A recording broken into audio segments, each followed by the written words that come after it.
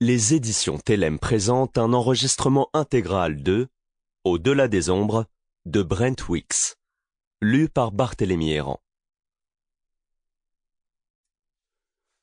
Brent Weeks, né dans le Montana, passa quelque temps à parcourir le monde, comme Ken, le héros de Kung Fu, à s'occuper d'un bar et à corrompre la jeunesse, mais pas en même temps, avant de commencer à écrire sur des serviettes en papier de restaurant. Enfin, un jour, quelqu'un décida de le payer pour ça. L'Ange de la Nuit est sa première trilogie, et elle est à couper le souffle. Ce roman est dédié à Christy, pour les raisons habituelles, et à mon père, pour son sens moral, son intégrité et son éducation, somme toute, pas si sévère que ça. Chapitre 1er. Logan Gear était assis dans le sang et la boue du champ de bataille du bosquet de Pavil lorsque Terra Graidzin approcha, seul. 1 heure plus tôt, l'armée calidorienne avait été défaite après que le monstrueux Ferali se fût retourné contre ses maîtres au lieu de dévorer les soldats sénariens, ainsi qu'il était censé le faire. Après la bataille, Logan avait donné les ordres indispensables avant de laisser les hommes se joindre à la fête qui battait son plein. Il s'était installé sur un petit rocher aplati sans se soucier de la boue.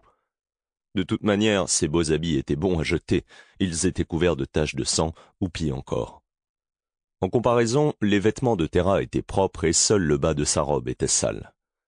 Ses souliers à talons ne parvenaient pas à la protéger entièrement de la boue gluante. Elle s'arrêta devant Logan. Le jeune homme ne se leva pas.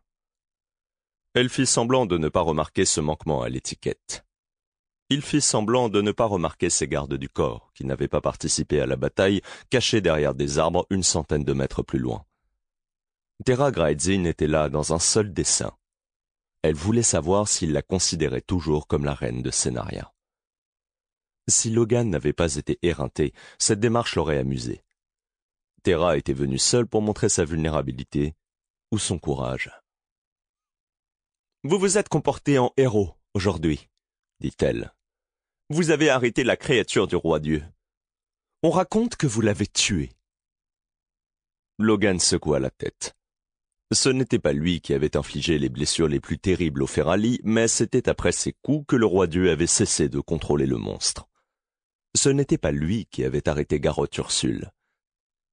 Vous lui avez ordonné de détruire nos ennemis, et elle vous a écouté. Vous avez sauvé Sénaria. Logan haussa les épaules. Tout cela lui semblait si loin. Sample complete. Ready to continue?